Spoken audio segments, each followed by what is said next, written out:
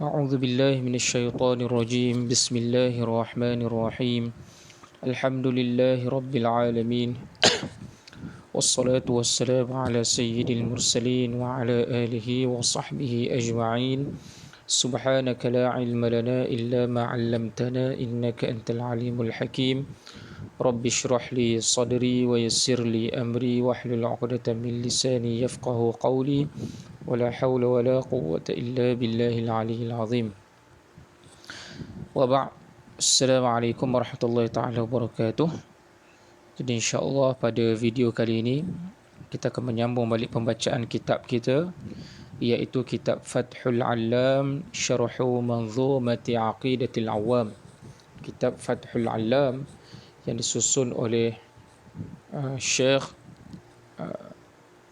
Hisham Kamil Al-Azhari bagi mensyarahkan nazam ataupun teks Aqidatul Awam yang menjadi silibus kita di MTTMP.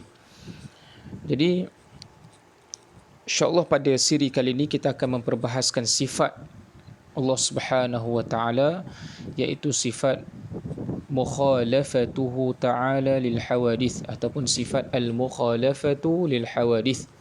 Sifat yang keempat, yang mana sifat ini termasuk dalam sifat salbiyah, iaitu sifat Allah Subhanahu wa taala ini berbeza dengan sekalian makhluk yang baharu. Sebelum ni kita dah belajar tentang sifat nafsiyah. Sifat nafsiyah iaitu satu sifat yang dibangsakan kepada diri Allah. Satu je sifat nafsiyah ni, iaitu sifat wujud, sifat ada. Kemudian kita dah bincang kategori sifat yang kedua, iaitu sifat salbiyah. Sifat salbiyah iaitu sifat qidam, iaitu sifat baqa. Sifat ini adalah dua sifat yang menunjukkan bahawasanya Allah Subhanahu wa taala itu adalah zat yang wajibul wujud, zat yang wajib ada. Wajib ada bermaksud zat yang tidak tergambar pada akal kita, zat tu tiada. Jadi apa sifat salbiyah bagi Allah taala yang telah kita bincang, iaitu sifat qidam. Apa maksud qidam? Qidam kalau kita terjemah maknanya terdahulu. Apa makna terdahulu? Terdahulu maknanya tiada awal bagi Allah. Dan kita dah bincang sifat salbiyah yang kedua, iaitu sifat baqa. Apa makna baqa? Kekal. Apa makna kekal? Kekal maknanya tiada pengakhiran ataupun tiada penghujung ke atas Allah Subhanahu wa taala. Jadi insya-Allah pada hari ini kita akan sambung perbincangan kitab kita dan kita masuk pada sifat salbiyah yang ketiga, iaitu sifat al-mukhalafatu lil hawadith. Masih lagi berada pada nazam ataupun bait manzumah Aqidatul Awam yang pertama, iaitu dalam manzumah yang berbunyi fallahu mawjudun qadimun baqin mukhalifun lil khalqi bil itlaqi. Fallahu mawjudun qadimun baqin mukhalifun lil khalqi bil itlaqi. Allah Ta'ala itu wujud. Wujud kita dah bincang. Allah Ta'ala itu bersifat dengan qadim, kita dah bincang. Allah Ta'ala bersifat dengan baqin, kita dah bincang. Dan hari ini kita masuk pada sifat salbiyah yang ketiga, iaitu mukhalifun lil khalqi bil itlaqi. Kata pengarang Aqidatul Awam, Allah Subhanahu wa taala itu mukhalifun lil khalqi bil itlaqi. Tuhan itu bersalahan dengan sekalian makhluknya secara itlaq, secara mutlak. Tak ada satu benda pun yang Allah Ta'ala ni sama dengan makhluk. Jadi kata Syekh Hisham Kamil, pensyarah kepada matan Aqidatul Awam ni, apa kata dia? Ma'na al-mukhalafatu lil hawadith adamul mumathalati awil musyabahati lil khalqi. Makna al-mukhalafatu lil hawadith apa dia?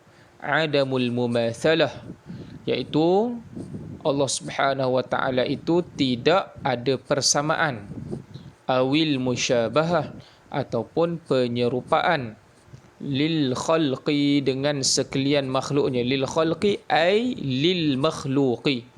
Maksud khalqi di sini dengan maksud makhluk. Allah Ta'ala itu tidak ada penyerupaan ataupun persamaan dengan makhluk. Apa beza mumatsalah dan juga musyabahah? Kalau menurut bahasa, mumatsalah ini bermaksud persamaan daripada sudut sifat. Sifat Allah Ta'ala ni tak ada sama dengan makhluk. Allah Ta'ala dia tak ada sama daripada sudut hitam, putih. Itu tak ada. Kalau manusia ada yang berwarna hitam, benda ada yang berwarna, Tuhan dia tidak ada sifat warna. Dan juga musyabahah, Allah Ta'ala tidak ada persamaan dengan zat makhluk. Zat makhluk ni ada benda, ada anggota, ada yang tinggi, ada yang rendah. Allah Ta'ala tidak ada persamaan daripada sudut zat dengan mana-mana makhluk. Wasummu hawaditha, dan dinamakan mereka itu, iaitu makhluk itu, hawaditha dengan hawadith. Hawadith bermaksud benda yang baharu. Sini menjadi persoalan. Kenapakah makhluk dinamakan dengan hawadith di sisi ulama kalam? Ulama kalam ni bermaksud ulama-ulama tauhid lah. Kenapa mereka menamakan makhluk ini dengan hawadith, benda-benda yang baharu? Kenapa ulama tak sebut mukhalafatuhu ta'ala lil makhluk? Allah Ta'ala berbeza dengan makhluk, boleh je nak sebut macam tu. Tapi kenapa mereka menggunakan istilah hawadith? Allah Ta'ala itu berbeza dengan sekalian makhluk, dengan benda yang baharu. Hawadith bermaksud benda-benda yang baharu. Hawadith dia punya singular dia hadithah. Hadithah satu benda baharu. Kalau hawadith bermaksud benda-benda, banyaklah benda-benda yang baharu. Yang dimaksudkan hawadith di sini adalah makhluk lah. Tetapi kenapa digunakan istilah hawadith? Ulama kalam sengaja menggunakan istilah hawadith supaya kita memahami makhluk ini secara akli, secara akal. Bila disebut sebagai makhluk, benda tu mesti kena ada mula. Bila sebut makhluk, makhluk ini sifatnya berubah. Sesuatu yang berubah mesti kena ada permulaan. Sesuatu yang berubah mesti kena ada permulaan.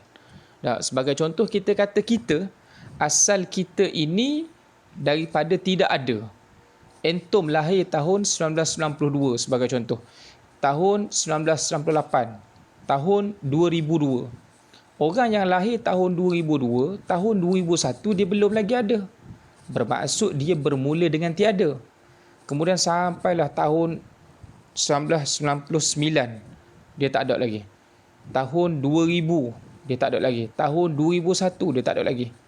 Bermula tahun 2002 barulah dia muncul. Bermaksud benda yang ada mula itu dipanggil sebagai hadith, benda yang baharu. Orang yang lahir tahun 2013, tahun 2008 dia tak ada lagi, 2009 dia tak ada lagi, 2010 tak ada. Bermaksud dia didahului oleh tiada. Kemudian masuk tahun 2013, barulah dia mula ada. Jadi bermaksud apa dia? Sesuatu yang ada permulaan, bermaksud dia ini ada keterikatan dengan masa. Ada keterikatan dengan waktu dan juga masa. Jadi ulama menggunakan istilah hawadith kepada makhluk untuk membezakan antara makhluk dengan Tuhan. Yang mana Tuhan itu tidak ada permulaan.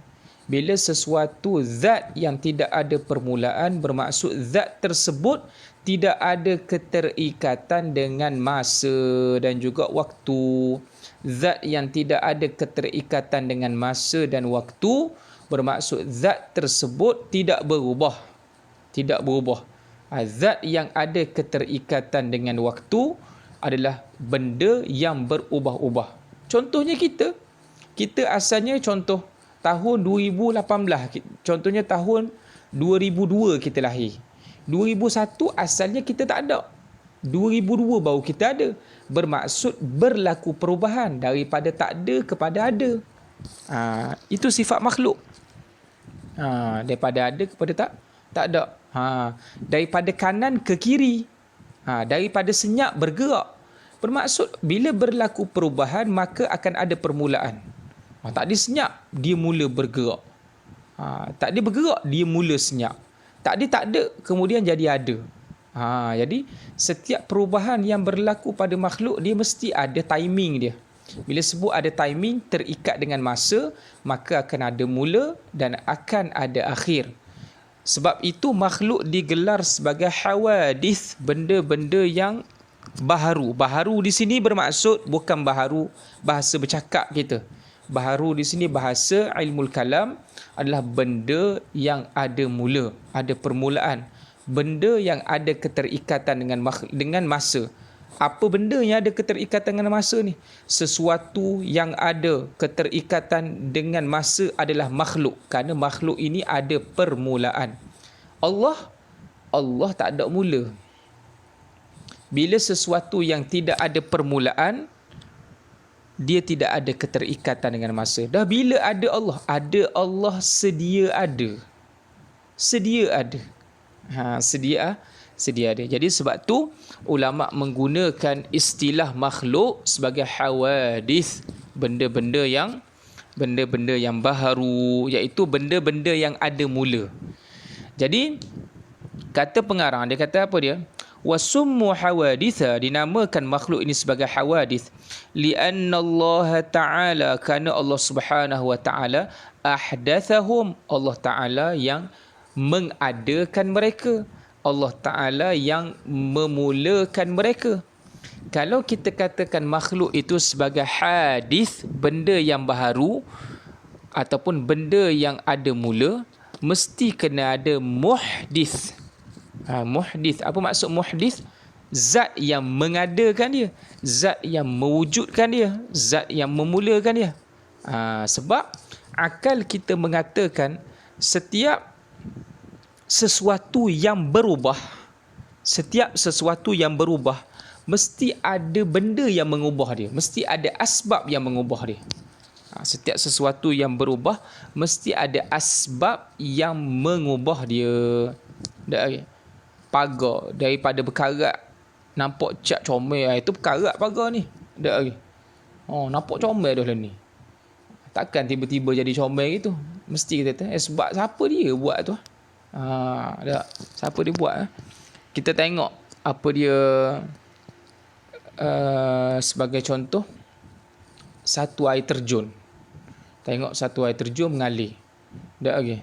Mengalir daripada satu jalur saja ataupun satu alir saja. Tiba-tiba kita pergi minggu depan ke tempat yang sama, ataupun kita pergi 10 tahun akan datang ke tempat yang sama, tengok air terjun tu ada 2 alur. Dah ada 2 alur. Sebab apa? Mesti kita akan tanya sebab. Sebab apa? Asal itu masa kita kecil-kecil dulu, 10 tahun sebelum ni kita pergi ada 1 alur.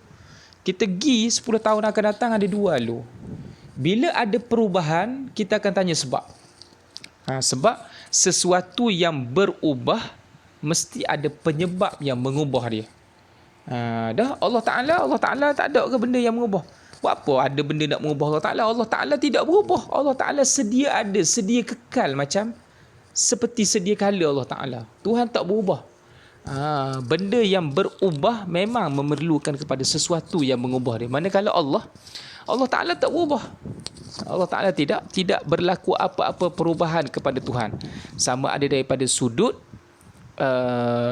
keberadaan Allah ataupun daripada sudut kudrat Allah Ta'ala ke daripada apa-apa sudut yang ada pada Allah Ta'ala tidak berlaku apa-apa perubahan. Manusia ni berlaku perubahan kepada diri dia. Jadi setiap sesuatu yang berlaku perubahan mesti ada sesuatu yang mengubah dia. Sesuatu yang mengubah dia. Manusia daripada tak ada kepada ada, mesti ada sesuatu yang mengadakan dia. Mesti ada sesuatu yang mengadakan. Alam daripada tak ada kepada ada, mesti ada sesuatu yang mengadakan dia ataupun memulakan dia. Jadi sebab tu kenapa dinamakan makhluk ini sebagai hawadith? Dia punya singular dia hadith. Hadith ataupun hadithah bermaksud satu perkara yang baharu. Setiap benda yang hadis mesti ada muhdis. Hadis bermaksud benda yang ada mula, benda yang ada mula. Bila sebut benda yang ada mula, mesti ada yang muhdis, yang menjadi muhdis, iaitu benda yang memulakan dia, zat yang memulakan dia, ataupun zat yang menjadikan dia. Kemudian dia kata apa dia? Fallahu ta'ala la nadhira lahu. Allah Subhanahu wa ta'ala itu, maka Allah Ta'ala itu tidak ada nazir. Tidak ada sesuatu pun yang menyamai Allah Ta'ala. Wala syabihalah, dan tak ada sesuatu pun yang menyerupai Allah Ta'ala. Tak, mana-mana bahagian sifat Allah Ta'ala tak ada pun yang menyerupai makhluk. Wala mumathilah, wala mumathilalah, dan tidak ada pun mana-mana zat yang sama sebiji dengan Allah Ta'ala. Allah Ta'ala ni tidak ada nazir, tidak ada satu sifat Allah Ta'ala pun yang menyamai makhluk. Allah Ta'ala tidak ada syabih, tidak ada pun mana-mana bahagian sifat Allah Ta'ala yang menyamai makhluk. Allah Ta'ala tidak ada mumathil, tidak ada pun mana-mana zat yang sama sebutir dengan Allah Ta'ala. Fi dhatihi wala sifatih, iaitu pada zat Allah dan juga pada sifat Allah Subhanahu wa Ta'ala. Wala af'alih, dan juga perbuatan Allah Subhanahu wa Ta'ala. Apa dalilnya? Firman Allah Subhanahu wa Ta'ala, laisa kamithlihi syai'un wa huwas sami'ul basir. Allah Ta'ala kata laisa kamithlihi syai'un. Tidak adalah sesuatu yang menyerupai akan dirinya. Syai'un dengan ditulis dengan isim nakirah dengan tanwin. Syai'un bermaksud umum. Tak ada benda-benda pun atas muka bumi yang sama tara dengan Allah, yang seumpama Allah Subhanahu wa Ta'ala. Wa huwas sami'ul basir, dia yakni Allah Ta'ala Maha mendengar lagi Maha melihat. Falaysa Allahu Ta'ala jauharan, dia kata Allah Ta'ala itu, kita nak faham dia ni tak sama dengan makhluk ni secara detail, secara terperincinya macam mana. Maka tidak adalah Allah Subhanahu wa Ta'ala itu, falaysa, tidaklah Allah itu jauhar, bukanlah Allah Ta'ala itu jauhar. Apa maksud jauhar? Jauhar bermaksud satu zat yang paling kecil. Satu zat yang paling kecil yang ada dalam ruang lingkup alam. Benda apa yang paling kecil? Kalau anak-anak pelajar semua belajar dalam sains, mungkin apa dia? Atom. Tak kisahlah apa-apa benda pun, kita letaklah atom. Atom satu molekul yang paling halus sebagai contoh. Molekul yang paling halus sekali, yang dah tak boleh nak dipecah-pecahkan lagi. Dialah yang paling halus sekali. Maka atom, walaupun kita kata dia halus, dia tetap mengambil ruang. Dia tetap mengambil ruang. Ada ruang yang dia ambil. Walaupun kita katakan dia halus, tetap mengambil ruang. Jadi Allah Ta'ala ini bukan jauhar. Allah Ta'ala ni bukan jauhar. Bukan zat Allah, bukan jenis jauhar. Jangan kita bayang itu. Ya Allah Ta'ala ni tak nampak. Kita kata kuman pun tak nampak. Allah Ta'ala ni halus macam kuman, ataupun halus lagi daripada kuman. Tak. Sebab halus-halus kuman tetap mengambil tempat, bertepek dengan orang. Halus-halus virus COVID-19 tetap mengambil tempat, berpindah daripada orang ni kepada orang ni. Sehalus-halus benda pun tetap mengambil tempat. Allah Ta'ala, Tuhan kata, laisa kamithlihi syai'. Tak ada sesuatu pun yang sama dengan aku. Kalau makhluk tu mengambil tempat, aku tak mengambil tempat. Aku tak memerlukan tempat. Aku yang cipta tempat. Jadi aku bukan berunsur jauhar. Maknanya macam tu. Allah Ta'ala bukan berunsur jauhar. Jauhar ni benda yang kita panggilkan satu zat, satu benda yang paling halus atas muka bumi. Itu dia gelar sebagai jauhar. Dan Allah Ta'ala itu bukan arad. Allah Ta'ala itu bukan arad. Arad ini adalah sifat bagi makhluk. Apa maksud arad di sini? Tuhan itu bukan warna putih. Tuhan itu bukan warna hitam, Tuhan tu bukan panjang, Tuhan tu bukan pendek, Tuhan tu bukan lebar. Itu dipanggil Arad. Allah Ta'ala bukan daripada jenis Arad, jenis sifat-sifat yang penuh kita tengok dengan mata kita, tak. Wala mutaharrikan, dan Allah Ta'ala tidak bersifat dengan bergerak. Wala sakinan, dan Allah Ta'ala tidak bersifat dengan diam. Tak. Dah Ustaz, Allah Ta'ala buat makhluk, mesti Tuhan kena bergerak. Siapa kata Tuhan kena bergerak? Awak ialah nak buat benda kena menukang, kena bergerak. Allah Ta'ala tak perlu kepada pergerakan nak buat awak. Tak okay. Jadi jangan kita samakan perbuatan Allah dengan kita. Kita nak melakukan satu-satu perkara kena bergerak daripada satu tempat ke satu tempat. Ustaz, zaman online sekarang ni tak payah bergerak dah, kena gerak tangan. Nak masuk nombor password. Masuk nombor password, kena masuk online banking. Masuk nombor IC, nombor password, nak buat pengesahan tetap kena bergerak. Kena ada usaha. Allah Ta'ala tak memerlukan benda-benda macam tu. Jadi Allah Ta'ala tak bersifat dengan bergerak. Wala sakinan, dan Tuhan tidak bersifat dengan diam. Tuhan tidak bersifat dengan diam. Wala yusafu bil kibril hissil maddi. Allah Ta'ala itu tidak bersifat dengan al-kibr. Al-kibr bermaksud besar. Besar yang materi ataupun besar yang bersifat panca indera. Besar ni dia ada dua. Kita nak menyifatkan Allah Ta'ala dengan besar ni, dia ada dua unsur. Yang pertama sekali, besar yang bersifat materi ataupun kebendaan. Yang kedua, besar yang bersifat maknawi, makna. Sebagai contoh, Ustaz katakan Hulk dan juga Iron Man. Hulk dan Iron Man. Hulk itu lebih besar daripada Iron Man. Kita ambil contoh kan. Hulk itu lebih besar daripada Iron Man. Apa yang tak faham di kepala entah? Besar itu adalah besar yang hissi, besar yang bersifat kebendaan. Iaitu tubuh badan Hulk itu lebih besar daripada Iron Man. Itu benda daripada sudut hissi. Makna kata panca indera, mata entah boleh mengesan tubuh badan Hulk itu lebih besar daripada Iron Man. Contoh. Tapi kalau Ustaz katakan Allahumma salli ala Muhammad, contoh maknawi, kita kata macam mana? Kita kata Ustaz kata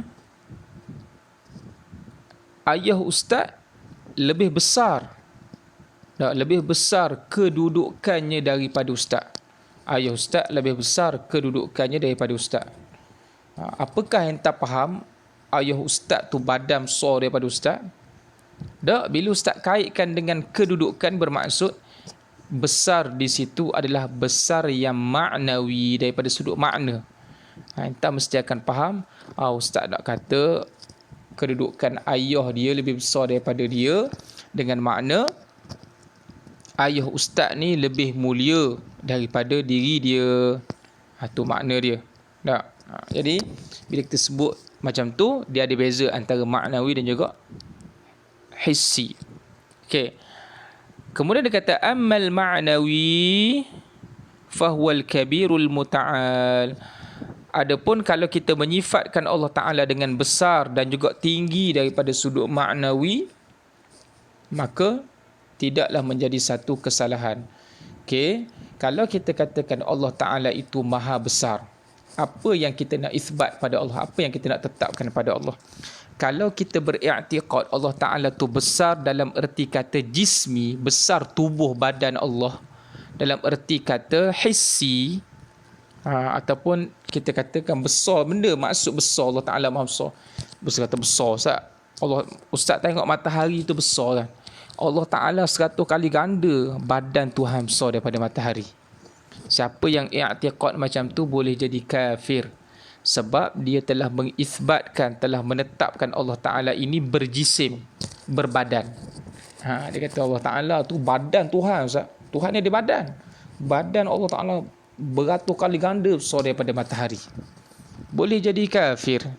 Kerana apa dia? Dia menyamakan Allah Ta'ala dengan makhluk. Walhal Allah Ta'ala itu dia tidak berjisim. Tuhan bukan daripada jenis jisim seperti mana kita sebut tadi.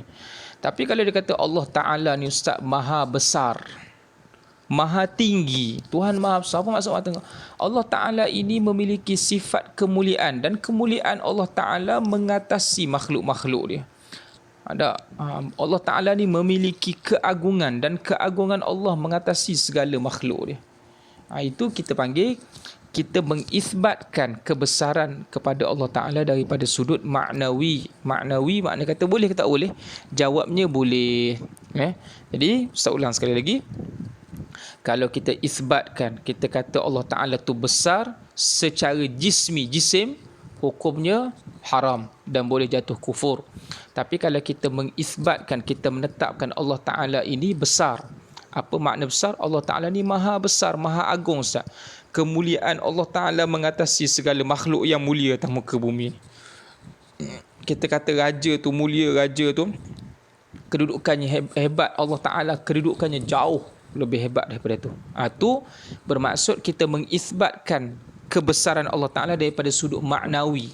Boleh tak boleh? Jawabnya tidak ada masalah. Allah Ta'ala tu maha tinggi. Benda maksud tinggi. Ustaz tengok langit tinggi kan? Allah Ta'ala duduk atas sikit pada langit. Tapi Tuhan ni dia duduk atas langit. Tuhan ni dia ambil tempat dia duduk atas langit. Boleh jadi kafir kalau dia mengisbatkan Allah Ta'ala ni bertempat. Tuhan ni ada tempat, tapi Tuhan duduk atas langit ni, atas sikit pada langit, Tuhan duduk atas tu. Tuhan ada atas tu, dia kata. Boleh jadi kafir. Tapi kalau dia kata Allah Ta'ala maha tinggi, bermaksud kemuliaan Allah Ta'ala mengatasi kemuliaan makhluk ini, maka tidak ada masalah. Sebab bila kita isbatkan Allah Ta'ala maha tinggi daripada sudut makna, bukan kita nak mengatakan Allah Ta'ala itu mengambil mana-mana tempat, tak.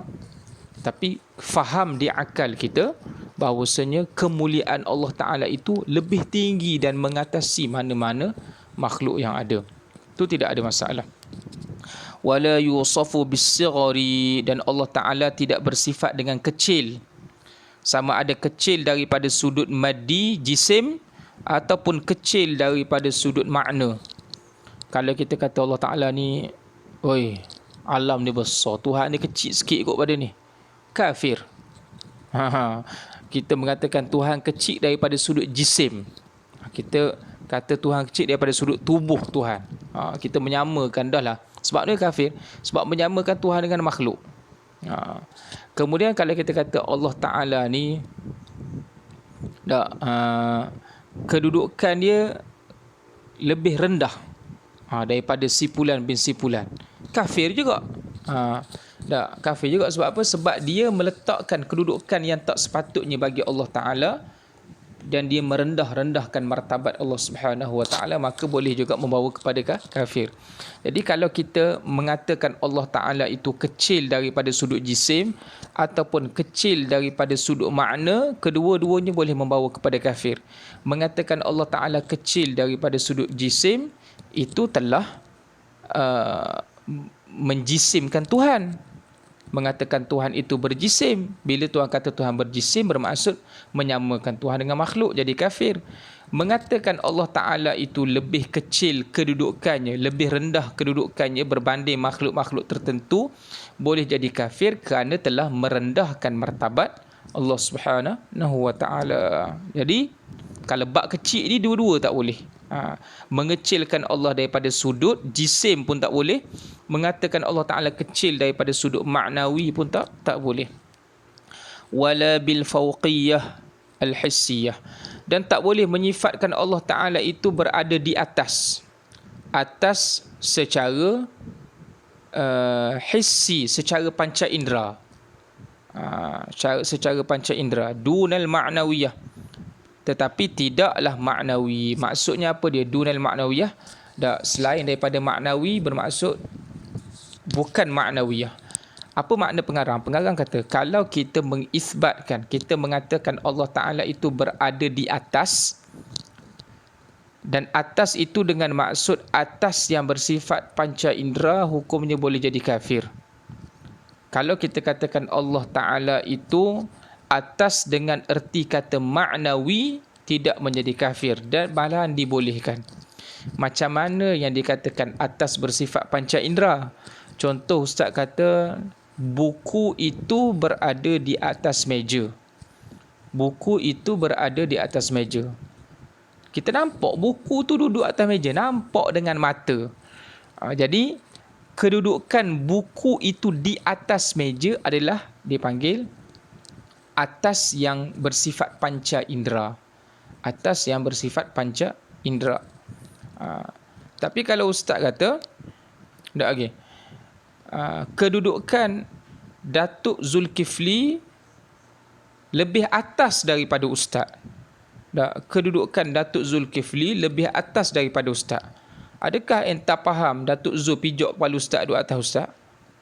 Mana mungkin faham macam tu, orang gila je faham macam tu.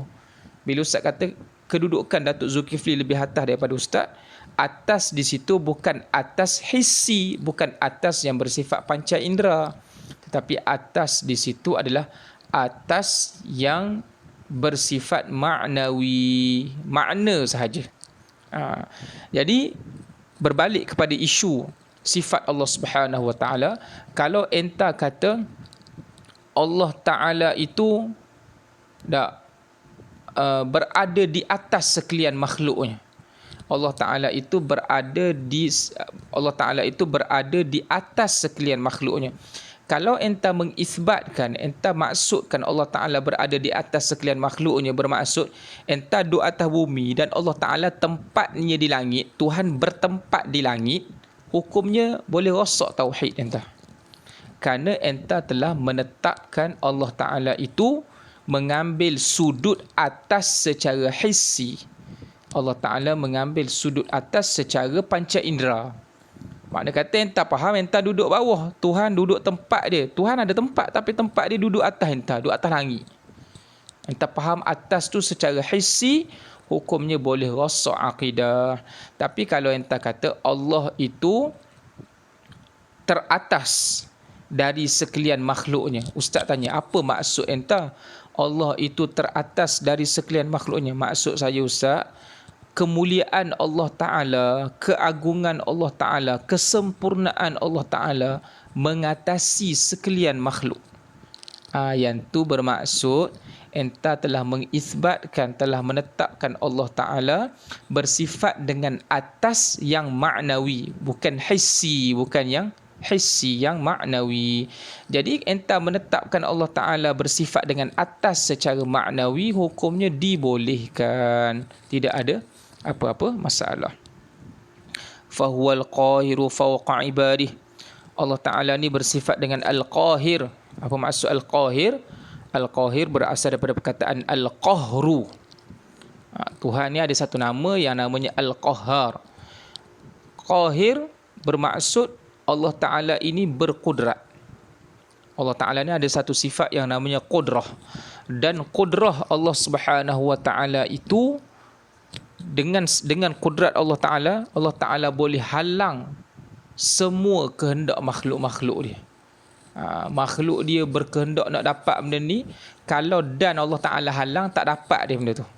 Makhluk ni nak capai benda ni, kalau dan Allah Ta'ala halang, tak capai dia benda tu. Ini dipanggil Al-Qahru. Allah Ta'ala ada satu sifat yang namanya Al-Qahru.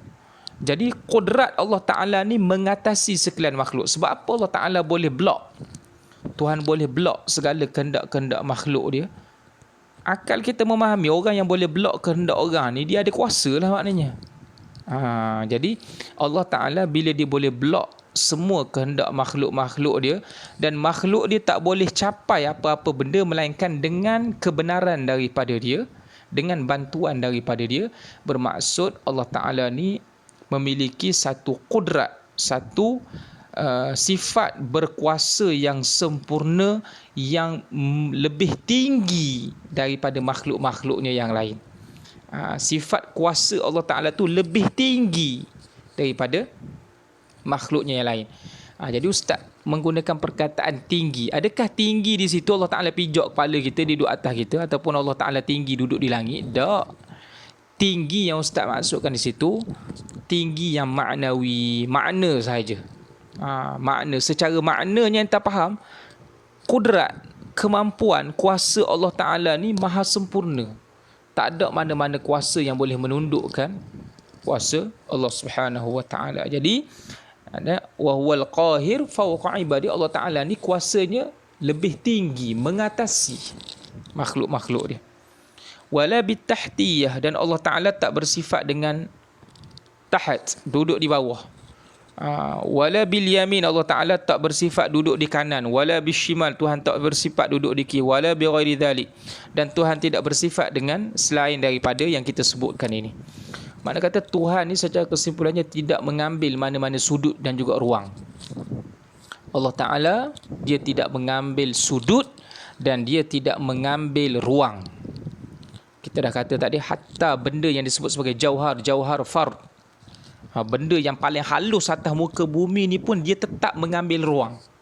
Dia tetap mengambil ruang.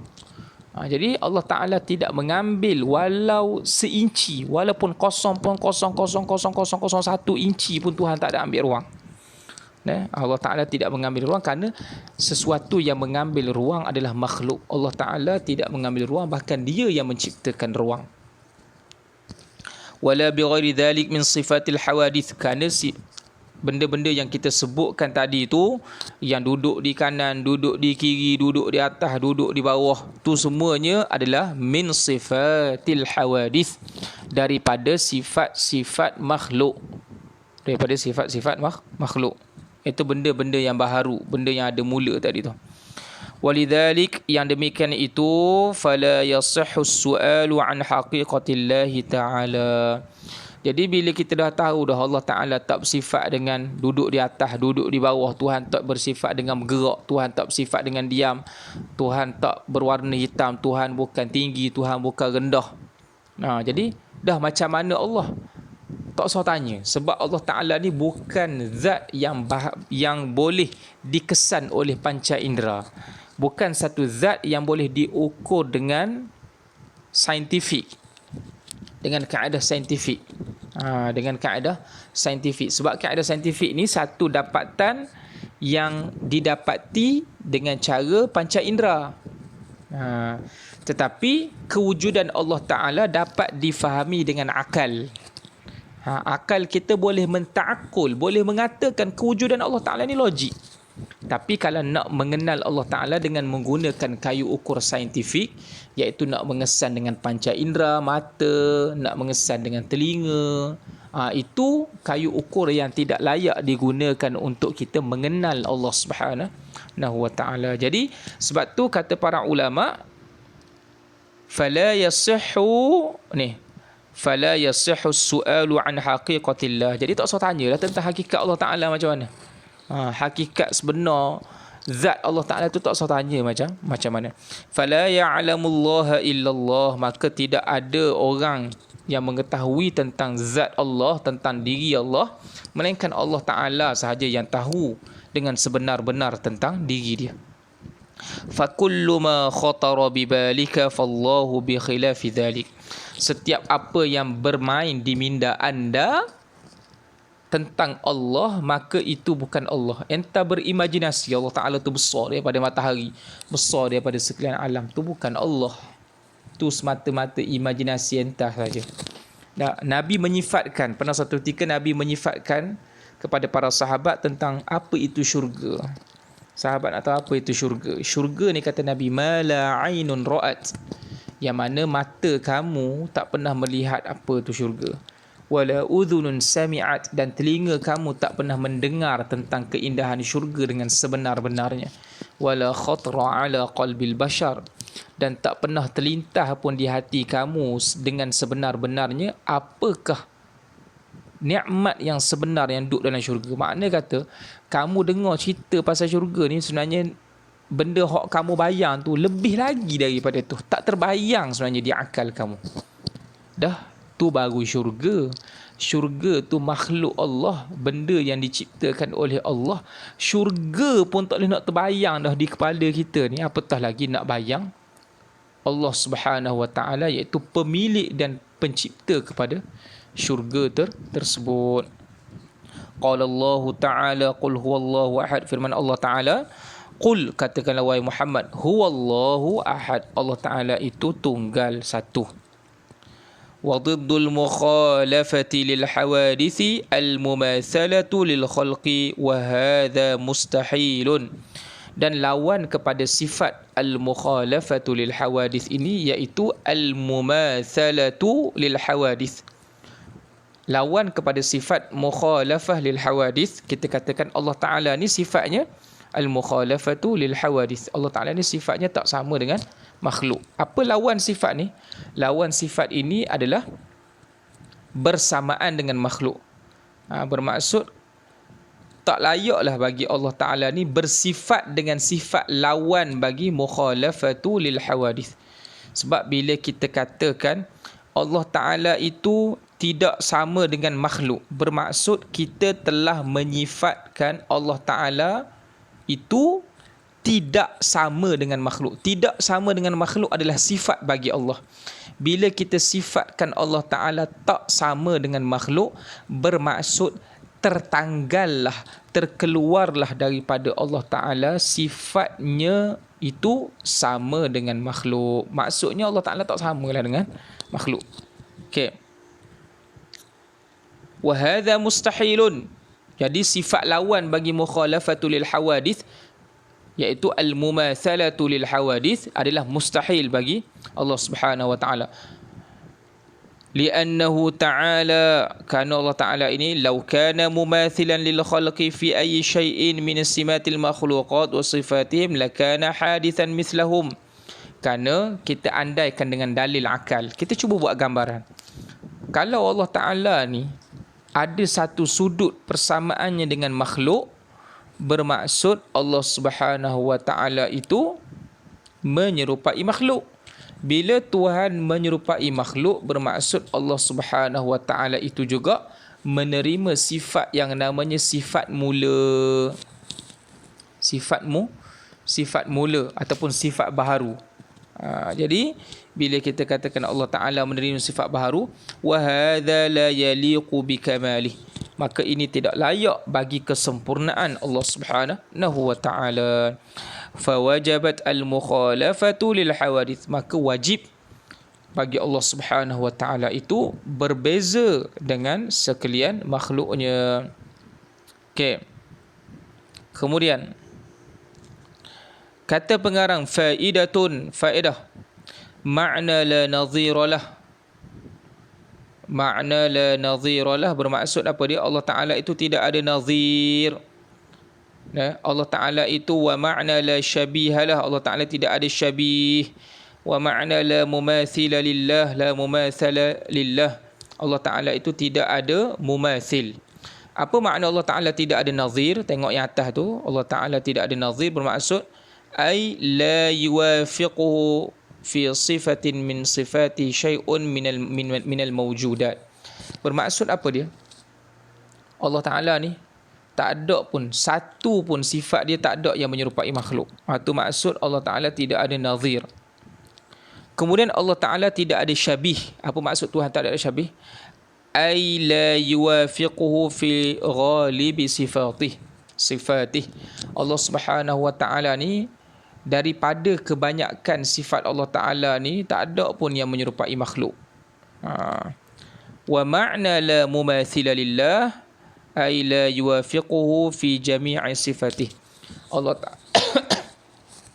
Ta'ala ni tak ada satu zat pun yang sebiji sama dengan dia. Jadi bila kita mengatakan Allah Subhanahu wa, kesimpulannya bila kita mengatakan Allah Subhanahu wa Ta'ala itu tidak sama dengan makhluk, apa maknanya? Maksudnya tidak ada satu zat pun yang sebiji, sebutir sama dengan Allah. Bila kita katakan Allah Ta'ala itu bersifat dengan mukhalafatul lil hawadith, bermaksud tidak ada satu zat pun yang sebahagian sifatnya sama dengan Allah. Bila kita katakan Allah Ta'ala itu berbeza dengan makhluk, bermaksud tidak ada satu zat pun yang satu daripada sifatnya sama dengan Allah. Ini yang dinamakan sebagai mukhalafatuhu lil hawadith. Berbeza Allah Ta'ala dengan makhluk. Bermaksud apa dia? Allah Ta'ala ni tak ada satu zat pun yang sama sebiji dengan dia. Allah Ta'ala ni tak ada satu zat pun ataupun sifat pun yang hampir sama dengan dia. Kemudian Allah Ta'ala ni tak ada satu zat pun ataupun tak ada satu sifat pun yang menyerupai Allah Ta'ala walaupun satu sifat. Walaupun satu sifat. Ini maksud Allah Ta'ala berbeza dengan sekalian makhluknya. Okey. Habis berkaitan dengan perbahasan mukhalafatuhu ta'ala lil hawadith. Kemudian kita nak tengok sedikit kepada faedah yang bawah ni. Faedatun. Tengok apa kata pengarang. Kullu nassin warada fi kitabi, kullu nassin warada fil kitab aw sunnah aw qa'a fil wahmi ma'na ghayra la'iqin fi haqqihi ta'ala bi'atibari zahiri dalalatihi ihmilhu ala khilafi zahirihi bisarfihi ila ma'nan la'iqin bihaqqihi ta'ala. Kata pengarang, kalau kamu jumpa dalam Al-Quran kullu nassin, setiap daripada nas warada fil kitab yang telah sampai melalui Al-Quran, awis sunnah ataupun hadis Nabi SAW, aw qa'a fil wahmi yang telah mendatangkan waham. Waham ni bermaksud mendatangkan satu makna yang meragukan dalam kepala kamu.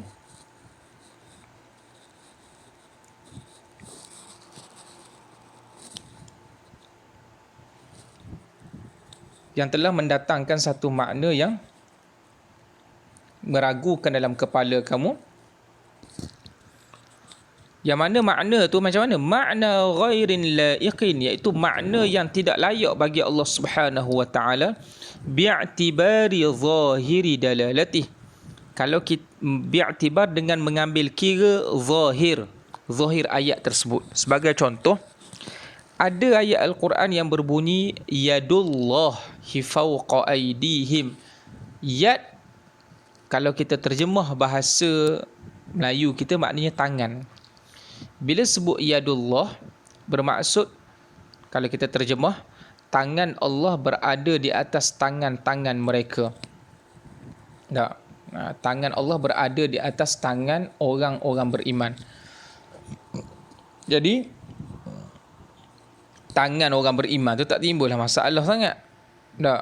Tapi bila kita kata tangan Allah, yang mana tangan ini kita faham adalah jarihah, bermaksud anggota, nama bagi anggota tubuh tangan. Tak kisahlah tangan orang ke tangan gasi ke tangan apa benda pun, dia merupakan nama bagi anggota tubuh. Jadi bila sebut yadullah, kalau kita kata tangan Allah, maka segera faham di akal kita, benda yang makna yang mula-mula terlintas kat kepala kita, takkan Allah Ta'ala ni ada anggota. Allah Ta'ala ni ada anggota. Jadi itu dipanggil makna yang wahmi, makna yang waham, makna yang mendatangkan kita panggil kesamaran pada akal kita. Tangan Allah, tangan Allah, kita pun fikir dua kali, Allah Ta'ala ni ada tangan ke? Sebab tangan ini asalnya nama bagi makhluk. Jadi kata pengarang apa dia, kalau kamu berjumpa dengan ayat-ayat yang macam ni, dipanggil ini ayat-ayat mutasyabihat. Ayat-ayat mutasyabihat, ayat-ayat yang ada unsur persamaan sifat Allah Subhanahu wa taala seakan-akan. Zahir ayat tu, zahir ni makna kata secara literal, secara zahir ayat tersebut macam menampakkan ada unsur persamaan dengan makhluk. Jadi kata pengarang, kalau sekiranya kamu berhadapan dengan ayat-ayat mutasyabihat ataupun ayat-ayat yang ada seolah-olah menampakkan persamaan Allah itu dengan makhluk, kata pengarang, ihmilhu ala khilafi zahirih, maka kamu kena palingkan daripada makna zahir ayat tersebut. Jangan kamu terjemah dan jangan kamu faham dengan makna zahir. Makna zahir jangan kamu faham tangan tu Allah Ta'ala ada tangan. Tak, samalah cuma tangan Allah Ta'ala besar lagi kot. Jangan faham gitu. Jadi macam mana cara nak faham? Tak. Caranya macam mana? Tangan dalam bahasa Arab ada dengan maksud tangan, anggota. Dan tangan dalam bahasa Arab juga ada dengan makna qudrah, iaitu kekuatan, kekuasaan. Sebagai contoh, enta beritahu ustaz, tak okay, ustaz, ayah saya nak cari tanah lah dekat kawasan Tanjung Lumpur ni, enta kata gitu. Ustaz pun kata dekat sebelah MTMP ni ada sebidang tanah 4 ekar. Tanah tu berada dalam genggaman Ustaz Saleh, berada dalam tangan Ustaz Saleh, Ustaz Saleh. Apa yang tak faham daripada perkataan Ustaz? Apa yang tak faham daripada perkataan Ustaz? Adakah Ustaz Saleh menggenggam tanah 4 ekar tu dalam tangan dia? Tak. Ustaz kata tanah tu entah nak beli boleh, tapi entah kena jumpa Ustaz Saleh lah. Ayah entah kena jumpa Ustaz Saleh. Tanah tu dalam tangan Ustaz Saleh. Entah tak faham tanah 4 ekar tu Ustaz Saleh genggam dalam tangan ni. Tapi dalam tangan bermaksud dalam penguasaan milik Ustaz Saleh. Jadi dalam bahasa Arab juga sama. Yad ada dengan maksud qudrah, kekuatan, penguasaan. Jadi yadullahi fawqa aydihim, sebahagian ulama mentakwil ayat di sini.